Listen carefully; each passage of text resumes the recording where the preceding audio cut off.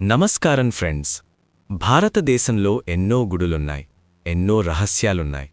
కానీ అస్సాంలోని గువాహతి దగ్గరలో ఉన్న నీలాచల్ హిల్స్లో ఉన్న ఆ ఒక్క గుడి మాత్రం ప్రపంచ చరిత్రలోనే అత్యంత భయంకరమైన, అలాగే అత్యంత పవిత్రమైన రహస్యాన్ని తన గర్భగుడిలో దాచుకుంది.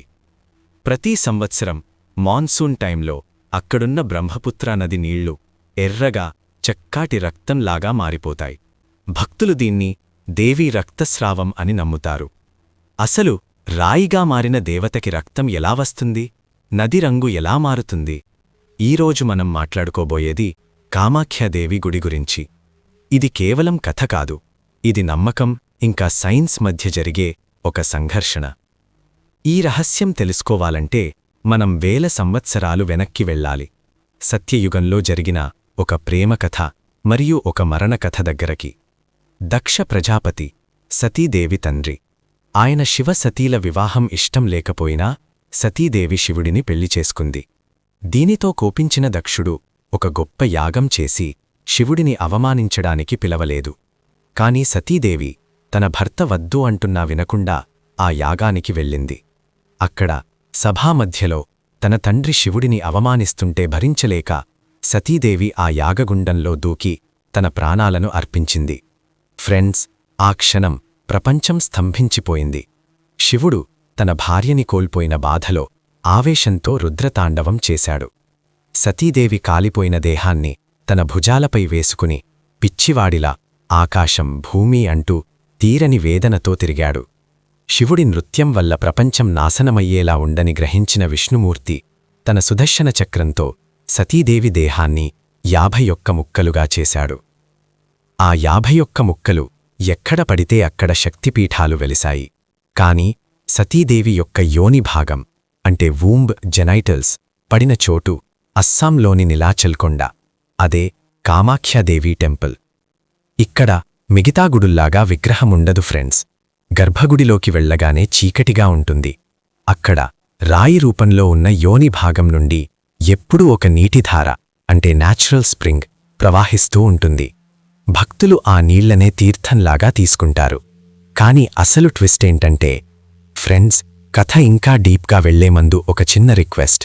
మీకు ఇలాంటి mysteries, mythology and unknown facts తెలుగులో ఇంకా కావాలి అనుకుంటే ప్లీజ్ ఈ వీడియోని లైక్ చేయండి. అలాగే మన ఛానల్ని ఇప్పుడే సబ్స్క్రైబ్ చేసుకుని పక్కనున్న బెల్ ఐకాన్ని కొట్టండి. మీ సపోర్ట్ ఉంటే ఇంకా డీప్ రీసెర్చ్తో వీడియోస్ తెస్తాను. ప్రతి సంవత్సరం జూన్ నెలలో అంబుబాచి మేళా జరుగుతుంది. ఈ టైంలో ఆ గుడిని 3 రోజుల పాటు మూసేస్తారు. ఎందుకంటే ఆ 3 రోజులు అమ్మవారు రాజస్వాల అంటే మెన్స్ట్రుయేషన్ అవుతారు అని భక్తుల నమ్మకం. ప్రపంచంలో పీరియడ్స్ని అపవిత్రంగా చూసే సమాజంలో 3 రోజుల పాటు ఆ రక్తస్రావాన్ని పూజించే ఒకే ఒక్క గుడి ఇది. షాకింగ్ విషయమేంటంటే గుడి మూసిన ఆ 3 రోజులు అక్కడి నుండి పారే బ్రహ్మపుత్రా నది నీళ్లు ఎర్రగా రెడ్ కలర్లో మారిపోతాయి. గుడి తెరిచాక భక్తులకు రక్తవస్త్రం రెడ్ క్లాత్ని ప్రసాదంగా ఇస్తారు. ఆ వస్త్రంలో దేవత రక్తముంటుంది అని నమ్ముతారు. దీన్ని ఇంట్లో పెట్టుకుంటే దృష్టి దోషాలు పోవు అని చెప్తారు. ఇప్పుడు మీలో చాలామందికి డౌట్ రావచ్చు, ఇది నిజంగా మిరకలా లేక సైన్సా? సైంటిస్టులు ఏమంటారంటే ఆ నీలాచల్ కొండలో హెమటైట్ అంటే ఐరన్ ఓర్ ఎక్కువగా ఉంటుంది. వర్షాలు పడినప్పుడు ఆ మట్టిలో ఉన్న ఐరన్ ఆక్సైడ్ నీళ్లలో కలిసి నది రంగు ఎర్రగా మారుతుంది అని చెప్తారు. కొంతమంది గుడి పూజారులు కుంకుమ అంటే వర్మిలియన్ కలుపుతారు అని అంటారు. కానీ ఫ్రెండ్స్, ఇక్కడ లాజిక్ మిస్ అవుతుంది. వర్షాలు చాలాసార్లు పడతాయి, కానీ కరెక్ట్గా అంబుబాచి మేళా జరిగే ఆ 3 రోజులు మాత్రమే నది ఎందుకు ఎర్రగా మారుతుంది?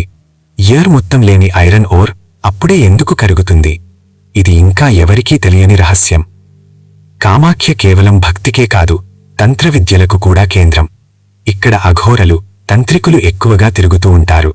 చీకటి పడ్డాక శ్మశాన వాటికలో పూజలు చేసేవాళ్లు కూడా ఉన్నారు. మనుషుల అస్థికలతో మంత్రాలు చదివే సాధువులు ఇక్కడ కనిపిస్తారు. వాళ్లు నమ్మేది ఒక్కటే, సృష్టికి మూలం యోని అంటే ఆడవాడి. ఆ శక్తి నుండే సమస్తం పుట్టింది, అక్కడే కలిసిపోతుంది. ఫ్రెండ్స్, నది ఎర్రగా మారడం వెనక సైన్స్ ఉండొచ్చా? ఉండొచ్చు. పూజారుల చేతివాటం ఉండొచ్చా? ఉండొచ్చు. కాని కామాఖ్యా గుడి మనకు నేర్పించే పాఠం వేరే ఉంది. సమాజంలో పీరియడ్స్ వచ్చిన ఆడవాళ్ళని దూరం పెడతారు. కానీ అదే రక్తం నుండి సృష్టి అంటే క్రియేషన్ మొదలవుతుంది అని గుర్తుచేసే గొప్ప సాంప్రదాయమిది. దేవత రక్తం కాకింది అని భయపడడం కన్నా ఆ రక్తంలోనే జీవముంది అని గుర్తిస్తే అదే నిజమైన పూజ. సో మీ ఒపీనియన్ ఏంటి? ఇది సైన్సా లేక శక్తియా? కమెంట్ సెక్షన్లో జై కామాఖ్య అని టైప్ చేసి చెప్పండి. ఉంటాను. జై హింద్.